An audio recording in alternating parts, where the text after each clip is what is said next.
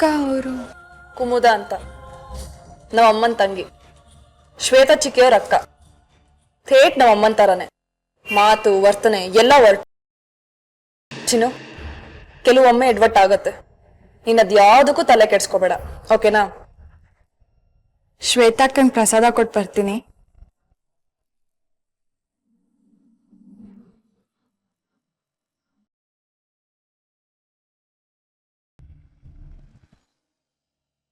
ಕಲ್ಪನಾ, ಒಂದು ಟೀ ಕೊಡೋ. ಟೀನಾ? ಏನಾಗಿದೆ ನಿನಗೆ? ಈಗ ಸ್ವಲ್ಪ ಹೊತ್ತಿಗೆ ಮುಂಚೆ ಟೀ ಕುಡಿಲಿಲ್ವಾ? ಕುಡ್ದೆ, ತಿರ್ಗಾ ಕುಡಿಬೇಕು ಅನಿಸ್ತಾ ಇದೆ ಅದಕ್ಕೆ. ನಿನಗೆ ಅನ್ಸ್ದಾಗೆಲ್ಲ, ನಿನಗ್ ಬೇಕು ಅಂದಾಗೆಲ್ಲ ಟೀ ಮಾಡ್ಕೊಡೋದಕ್ಕೆ ನಾನೇ ನಿಮ್ಮನೆ ಕೆಲ್ಸದವಳಲ್ಲ. ನನಗೂ ಬೇಕಾದಷ್ಟು ಕೆಲಸ ಇದೆ. ಪೇಪರ್ ಓದೋದು ಏನ್ ದೊಡ್ಡ ಕೆಲಸ ಅಲ್ಲ. ಟೀ ಬೇಕು ಅಂದ್ರೆ ಎದ್ದು ಹೋಗಿ ನೀನೇ ಮಾಡ್ಕೊ. ನನ್ ಮನೇಲಿ ಎಲ್ಲ ಸರಿಯಾಗಿತ್ತು, ಎಲ್ರೂ ಸರಿಯಾಗಿದ್ರು. ಯಾವಾಗ ನನ್ ಮಗಳು ಆ ಬೀದಿಲಿ ಹೋಗೋ ಮಾರಿ ನಮ್ಮ ಮನೆ ಒಳಗ್ ಕರ್ಕೊಂಡ್ ಬಂದ್ಲೋ ಎಲ್ಲ ಎಕ್ಕೊಟ್ಟೋಯ್ತು. ಕೇಳ್ದಾಗೆಲ್ಲ ಟೀ ಮಾಡ್ಕೊಟ್ರೆ ಕೆಲಸದವ್ರೆಲ್ಲ ಚಿನ್ನು ಆಗ್ಬಿಡ್ತಾರೆ. ಕೈಲಾಶ್, ನಾನ್ ನಿನಗೆ ಹೇಳ್ತಾ ಇರೋದು, ಕಿವಿ ಇರೋ ಕರ್ಮಕ್ಕೆ ಕೇಳಿಸ್ಕೊತಾ ಇದ್ದೀನಿ. ನೀನ್ ಕೇಳ್ದಾಗೆಲ್ಲ ಟೀ ಮಾಡ್ಕೊಡೋದಿಕ್ಕೆ ಯಾರನ್ನಾದ್ರೂ ಕೆಲಸದವ್ರನ್ನ ಇಟ್ಕೋ. ಕಾಸು ಕೊಟ್ರೆ ಕೆಲಸದವ್ರು ಸಿಗ್ತಾರೆ, ಆದ್ರೆ ನಿನ್ನ ನಾಲ್ಗೆ ಕಾರಣಕ್ಕೆ 4 ದಿವಸಕ್ಕೆ ಓಡ್ ಹೋಗ್ತಾರೆ. ಎಲ್ಲಿಗೆ? ನಮ್ಮನೆ ಮಲ್ಲಿಗೆ ಹೂ ಗಿಡ ಹೂ ಕೊಡದೆ ಹೋದ್ರೆ ಮಾರ್ಕೆಟ್ ಅಲ್ಲಿ ಹೂ ಸಿಗಲ್ವಾ? ನನ್ ಹೆಂಡತಿ ಟೀ ಕೊಡದೆ ಹೋದ್ರೆ ಹೋಟೆಲ್ನವ್ರು ಟೀ ಕೊಡಲ್ವಾ? ಏನಂದ? ಅಮ್ಮನ್ನ ಆಸ್ಪತ್ರೆ ಕರ್ಕೊಂಡೋಗಿ ಸೇರಿಸಿದ್ದು ನಮ್ ಚಿನ್ನುನ? ನನಗೆ ನಂಬೋಕೆ ಆಗ್ತಿಲ್ಲ. ನಮ್ ಚಿನ್ನು ಅಲ್ಲ, ನನ್ ಚಿನ್ನು. ಚಂದು, ಯಾರಾದ್ರೂ ನನ್ ಚಿನ್ನುನ ಅವ್ರ ಚಿನ್ನು ಅಂದ್ರೆ ನನಗೆ ಕೆಟ್ಟ ಕೋಪ ಬರತ್ತೆ. ಆಯ್ತಮ್ಮ, ನಿಮ್ ಚಿನ್ನುನೆ, ಓಕೆ? ಶ್ರುತಿ, ಚಿನ್ನುಗೆ ನಾನು ಥ್ಯಾಂಕ್ಸ್ ಹೇಳ್ಬೇಕಲ್ಲ. ಚಂದು, ನೀನ್ ಡೆಲ್ಲಿಯಿಂದ ಬೇಗ ಬಾ, ಎದುರಿಗೆ ಥ್ಯಾಂಕ್ಸ್ ಹೇಳುವಂತೆ. ಚಿನ್ನು ಕಂಡ್ರೆ ಈ ಮನೇಲಿ ಎಲ್ಲರಿಗೂ ಎಷ್ಟಿಷ್ಟ ಆಗಿದ್ದಾಳೆ ಗೊತ್ತಾ? ಎಸ್ಪೆಷಲಿ ನಮ್ಮ ಅತ್ತೆಗೆ, ಐ ಮೀನ್ ನಿಮ್ಮ ಅಮ್ಮಂಗೆ ತುಂಬಾನೇ ಇಷ್ಟ ಆಗಿದ್ದಾಳೆ. ಅಕಸ್ಮಾತ್ ಅವಳಿಗೇನಾದ್ರೂ ಮದ್ವೆ ಆಗಿರ್ಲಿಲ್ಲ ಅಂದ್ರೆ ಅವಳನ್ನೇ ಮನೆ ಸೊಸೆ ಮಾಡ್ಕೋತಿದ್ರು ಅನ್ಸುತ್ತೆ.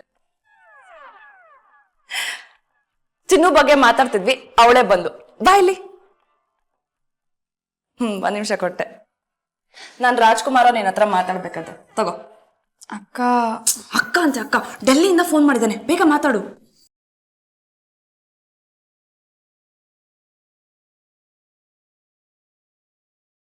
ಹಲೋ, ಚಿನ್ನು ಅವರ ಮಾತಾಡ್ತಿರೋದು? ನಾನು ನಿಮಗೆ ಎಷ್ಟು ಥ್ಯಾಂಕ್ಸ್ ಹೇಳಿದ್ರು ಸಾಲಲ್ಲ. ನೀವು ಮಾಡಿರೋ ಉಪಕಾರನ ನಾ ಈ ಜನ್ಮದಲ್ಲಿ ಮರೆಯಲ್ಲ.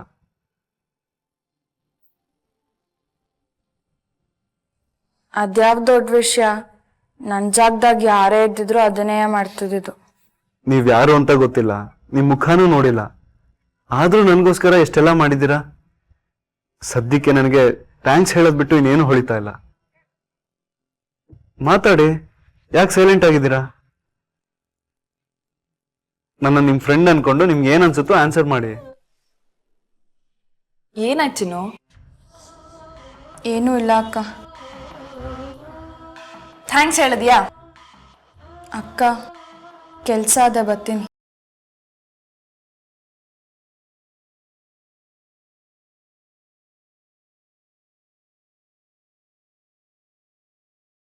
ನಂಗೆ ಯಾಕೆ ಹಿಂಗಾಗ್ತಾ ಇದೆ?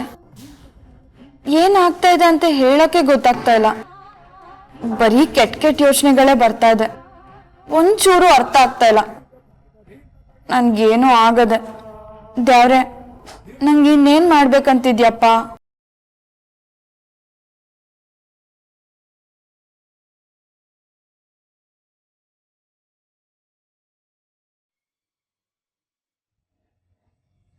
ಏನೋ ಯೋಚನೆ ಮಾಡ್ತಾ ನಿಂತ್ಬಿಟ್ಟಲ್ಲಮ್ಮ.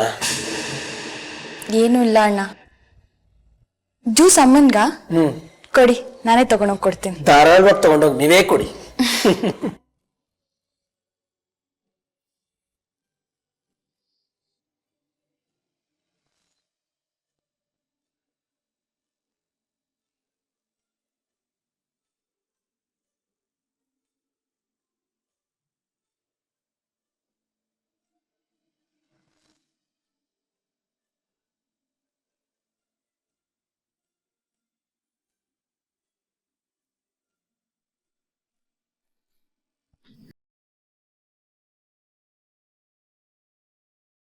ಅರೆ ಲಕ್ಷ್ಮಿ, ಅಲ್ಲಿ ಯಾಕೆ ನಿಂತೆ ಮಗಳೇ?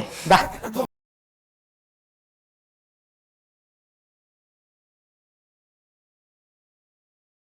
ಅಮ್ಮ, ಜ್ಯೂಸ್ ತಗೊಳ್ಳಿ.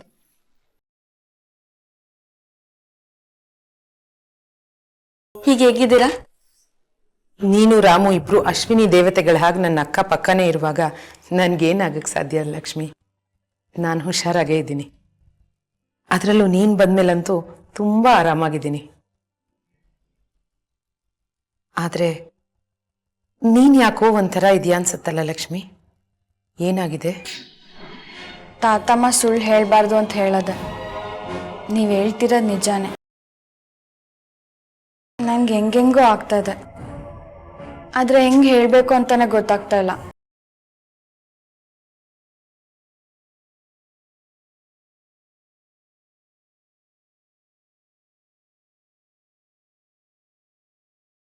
ಲಕ್ಷ್ಮಿ, ನಾನು ನೀನು ದೇವಸ್ಥಾನದಲ್ಲಿ ಭೇಟಿಯಾದಾಗ ನಿನ್ನ ಕತ್ತಲ್ಲಿ ತಾಳಿ ಇರಲಿಲ್ಲ ಅಲ್ವಾ? ಹ್ಞೂ ಅಮ್ಮ. ಆಮೇಲೆ ಮದುವೆ ಆಯ್ತಾ? ಹೌದು. ತುಂಬ ಸಂತೋಷ. ನಿಮ್ಮ ಯಜಮಾನ್ರು ಎಲ್ಲಿದ್ದಾರೆ? ಏನು ಮಾಡ್ಕೊಂಡಿದ್ದಾರೆ?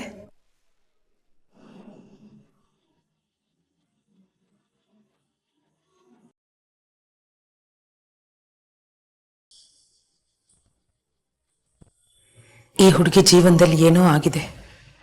ಹೇಗಪ್ಪ ಕೇಳೋದು ದೇವ್ರೆ?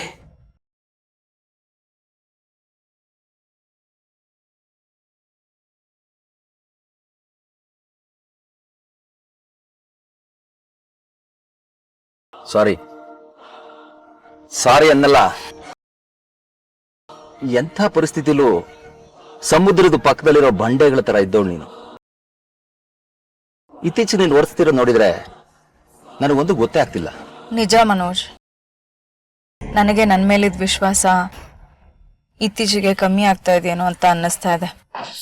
ನಾನು ಅನ್ಕೊಂಡಿದ್ದೆ ಒಂದು, ಆಗ್ತಾ ಇರೋದೇ ಇನ್ನೊಂದು. ನಾನು ಅನ್ಕೊಂಡಿದ್ದು ಯಾವುದೋ ಆಗೋದಿಲ್ಲ ಅಂತ ನನಗೆ ಸಂದೇಹ. ನಮ್ಮ ಮನೆಯಲ್ಲಿ ನಡೀತಾ ಇರೋ ಘಟನೆಗಳನ್ನ ನೋಡಿದ್ರೆ ನನ್ನ ಸಂದೇಹ ನಿಜ ಆಗುತ್ತೇನೋ ಅಂತ ಅನ್ನಿಸ್ತಾ ಇದೆ. ಕೆಲವು ಸಲ ನಮ್ಮ ಲೆಕ್ಕಾಚಾರಗಳು ತಪ್ಪೋಗುತ್ತೆ ನಿಜ. ಆದ್ರೆ ಅದು ಬರೀ ನನಗೆ ನಿನಗೆ ಮಾತ್ರ ಆಗೋದಲ್ಲ ಕುಮುದ, ಎಲ್ರಿಗೂ ಹೀಗಾಗತ್ತೆ. ಅದಕ್ಕೆ ಜಾಸ್ತಿ ತಲೆ ಕೆಡಿಸ್ಕೋಬಾರ್ದು. ಆ ಪಾರ್ವತಿ ಗಟ್ಟಿ ಜೀವ. ನಾನು ಎಷ್ಟೆಲ್ಲ ಪ್ರಯತ್ನ ಪಟ್ಟೆ, ಎಷ್ಟು ಖರ್ಚು ಮಾಡಿದ್ರು ಅವಳಿನ್ನೂ ಜೀವಂತವಾಗಿದ್ದಾಳೆ ಮನೋಜ್. ಪಟ್ಟಿದ ಪರಿಶ್ರಮ ಎಲ್ಲ ಹೊಳೆನಲ್ಲಿ ಹುಣಸೆ ಹಣ್ಣು ತೊಳೆದ ಹಾಗಾಯ್ತು. ನಾನು ತುಂಬಾ ಯೋಚನೆ ಮಾಡಿ ಈ ಮಾತು ಹೇಳ್ತಿದ್ದೀನಿ ಕುಮುದ.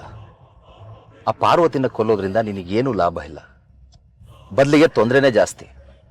ತಾಯಿನ ಕಳ್ಕೊಂಡ್ಮೇಲೆ ಚಂದನ್ ಸುಮ್ಮನೆ ಕೂರ್ತಾನೆ ಅಂತ ಅನ್ಕೊಂಡಿದೀಯಾ? ಅದ್ರ ಬದಲು ಇದೆಲ್ಲ ಬಿಟ್ಟು ನಮ್ಮ ಒರಿಜಿನಲ್ ಪ್ಲಾನ್ ಮೇಲೆ ಕಾನ್ಸಂಟ್ರೇಟ್ ಮಾಡೋದೇ ಬೆಟರ್ ಅಂತ ಅನ್ಸುತ್ತೆ. ಪಾರ್ವತಿ ನನಗೆ ನನ್ನ ವಂಶಕ್ಕೆ ಏನ್ ಮಾಡಿದಾಳೆ ಅಂತ ನಿನಗೆ ಗೊತ್ತಿಲ್ಲ ಮನೋಜ್. ಅದಕ್ಕೆ ಹೀಗೆಲ್ಲ ಮಾತಾಡ್ತಿದ್ಯಾ. ನನ್ನ ಜಾಗದಲ್ಲಿ ನೀನಿದ್ದಿದ್ರೆ ನಿನ್ನ ಕೈಯಾರೆ ಅವಳನ್ನ ಕೊಂದು ಬಿಡ್ತಾ ಇದ್ದೆ. ಅವಳ ಕನಸುಗಳನ್ನ ನನಸು ಮಾಡ್ಕೊಳ್ಳೋದಕ್ಕೆ ಬೇರೆಯವರ ಕನಸುಗಳಿಗೆ ಬೆಂಕಿ ಹಚ್ಚಿದ ಸ್ವಾರ್ಥಿ ಅವಳು. ಅವಳ ಸಾವೇ ನನಗೆ ಸಮಾಧಾನ. ಸಾವು ನಿನಗೆ ಕೊಡೋದು ಬರೀ ಸಮಾಧಾನ ಮಾತ್ರ. ಸಾವು ಯಾವತ್ತೂ ಸಮಸ್ಯೆಗಳನ್ನ ಬಗೆಹರಿಸೋದಿಲ್ಲ, ಬದಲಿಗೆ ಜಾಸ್ತಿ ಮಾಡುತ್ತೆ. ಆಮೇಲೆ ಅದ್ರ ಬಗ್ಗೆನೇ ಯೋಚನೆ ಮಾಡ್ತಾ ಕೂತಿರ್ಬೇಕು. ನೀನು ನಿನ್ನ ಪ್ಲಾನನ್ನ ಬಿಟ್ಬಿಡು. ನಿನ್ನ ಪ್ಲಾನು ನಾನು ತಪ್ಪು ಅಂತಿಲ್ಲ ಕುಮುದ, ಆದ್ರೆ ಅದನ್ನ ಸರಿಯಾಗಿ ಎಕ್ಸಿಕ್ಯೂಟ್ ಮಾಡ್ಬೇಕಷ್ಟೆ. ನನ್ನ ಪ್ಲಾನ್ ಎಲ್ಲ ಪರ್ಫೆಕ್ಟ್ ಆಗೇ ಇತ್ತು ಮನೋಜ್, ಆದ್ರೆ ಯಾವ್ದೋ ಸಿಲ್ಲಿ ಕಾರಣಗಳಿಗೆ ಅದೆಲ್ಲ ಹಾಳಾಯ್ತು. ತಾಳ್ಮೆ ಕಳ್ಕೋಬೇಡ ಕುಮುದ, ಅದನ್ನ ನನಗೆ ಕಲಿಸಿದ ಗುರು ನೀನು. ಇಷ್ಟು ವರ್ಷ ಕಾಯ್ದಿದ್ದೀವಿ, ಇನ್ನೊಂದು ಸ್ವಲ್ಪ ದಿನ ಅಷ್ಟೇ ನಮ್ಮ ಪರಿಶ್ರಮಕ್ಕೆ ಬೆಲೆ ಸಿಗೋ ಕಾಲ ಬಂದೇ ಬರುತ್ತೆ. ನೀನೇ ಹೇಳಿದಾಗೆ ಚಂದನ್ ಮದುವೆ ಒಂದು ಆಗ ಹೋಗ್ಲಿ, ಆಮೇಲೆ ನಮ್ಮ ಪ್ಲಾನು ನಮ್ಮ ಕೆಲಸ ಮುಂದುವರಿಯುತ್ತೆ. ನನಗೆ ಬೇಜಾರಾಗಿತ್ತು, ಕೋಪನೂ ಬಂದಿತ್ತು. ಈಗ ನಿನ್ನ ಮಾತುಗಳನ್ನ ಕೇಳಿ ಸಮಾಧಾನ ಆಯ್ತು ಮನೋಜ್. ದುಡ್ಡೇನಾದ್ರು ಬೇಕಿತ್ತಾ? ಬೇಡ, ನೀನು ಕೊಟ್ಟಿರೋದೇ ಇನ್ನೂ ಇದೆ. ಹಾಗೇನಾದ್ರೂ ಬೇಕಿದ್ರೆ ನಾನೇ ಕೇಳ್ತೀನಿ. ಲಕ್ಷ್ಮಿ, ನನ್ನ ಪ್ರಶ್ನೆಗೆ ನೀನು ಉತ್ತರ ಹೇಳಲೇಬೇಕು ಅನ್ನೋ ಕಡ್ಡಾಯ ಏನೂ ಇಲ್ಲ. ನಿನಗಿಷ್ಟ ಬಂದರೆ ಹೇಳು, ಇಲ್ಲಾಂದರೆ ಏನೂ ಪರವಾಗಿಲ್ಲ. ಎಲ್ಲದನ್ನು ಎಲ್ಲರೆದುರಿಗೂ ಹೇಳ್ಕೊಳಕ್ಕಾಗೋದಿಲ್ಲ, ಹೇಳಲೂಬಾರ್ದು. ಅಮ್ಮ, ಬೇಜಾರು ಮಾಡ್ಕೋಬೇಡಿ, ತಪ್ಪು ತಿಳ್ಕೊಬೇಡಿ. ನನಗೆ ನನ್ನ ಅವ್ವನ ಮುಖನೇ ನೆನಪಿಲ್ಲ. ನನ್ನನ್ನು ಸಾಕಿ ಬೆಳೆಸಿದ್ದೆಲ್ಲ ನನ್ನ ತಾತಮ್ಮನೆ. ನನಗೆ ಅವ್ವ ಅಪ್ಪ ಎಲ್ಲನೂ ತಾತಮ್ಮನೆ. ನಿಮ್ಮನ್ನು ನೋಡಿದಾಗ ನನ್ನ ತಾಯಿನೂ ನಿಮ್ಮ ಥರನೇ ಇದ್ಲೇನೋ ಅನಿಸುತ್ತೆ. ತಾಯಿಲಿದ್ದ ತಬ್ಲಿಗೆ ಎಲ್ಲ ಹೆಂಗಸರು ತಾಯಿ ಥರನೇ ಕಾಣ್ತಾರೆ.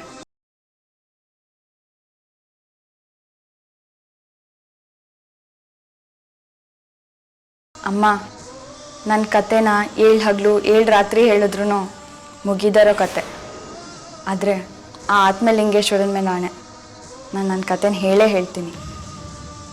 ಒಲೆ ಒಳಗೆ ಬೂದಿ ಅದೆ, ಬೂದಿ ಒಳಗೆ ಕೆಂಡ ಇನ್ನೂ ಹಂಗೆ ಅದೆ. ನನ್ನ ಕತೆ ಸುಡೋ ಕೆಂಡದ ಹಾಗೆ. ಯಾವತ್ತಾರು ಒಂದು ದಿವಸ ನಿಮ್ಗೆ ಹೇಳೇ ಹೇಳ್ತೀನಮ್ಮ. ನಿನ್ನಿಷ್ಟ, ನಿನಗಿಷ್ಟ ಬಂದಾಗ ಹೇಳು, ನಾನು ಕಾಯ್ತೀನಿ. ಈ ಜಗತ್ತಿನಲ್ಲಿ ಎಲ್ಲ ಹೆಣ್ಣುಮಕ್ಕಳ ಎದೆಲೂ ಯಾರಿಗೂ ಹೇಳ್ಕೊಳಕ್ಕಾಗದೇ ಇರುವಂಥ ಒಂದು ಕತೆ ಇದ್ದೇ ಇರುತ್ತೆ. ನನಗದು ತುಂಬ ಚೆನ್ನಾಗಿ ಗೊತ್ತು ಮಗಳೇ. ನೀನು ನನ್ನ ಜೀವ ಉಳಿಸ್ದವಳು. ನಿನ್ನ ಜೀವನದಲ್ಲಿ ಏನಾಗಿದೆ, ಯಾಕಾಗಿದೆ ಅಂತ ತಿಳ್ಕೊಳ್ಳೋದು ಬರೀ ವಿಧಿ ಅಷ್ಟೇ ಅಲ್ಲಮ್ಮ, ನನ್ನ ಕರ್ತವ್ಯ ಕೂಡ. ಅಮ್ಮ ಅಂತ ಬಾಯಿ ತುಂಬ ಕರಿತೀಯ. ಯಾವ ಮಗಳು ತನ್ನ ತಾಯಿ ಹತ್ರ ಕಷ್ಟ ಮುಚ್ಚಿಟ್ಕೊಳ್ಳೋದಿಲ್ಲ ಮಗಳೇ. ಹೆಣ್ಣು ಮಕ್ಕಳಿಗೆ ತಾಯಿನೇ ಕಡೆ ದಾರಿ. ನನಗೆ ಹೆಣ್ಮಕ್ಳಿಲ್ಲ ಲಕ್ಷ್ಮಿ, ಅದು ನನ್ನ ಕನಸು. ಆದರೆ ಆ ಕನಸು ಈಡೇರೋದಕ್ಕೆ ಮುಂಚೆ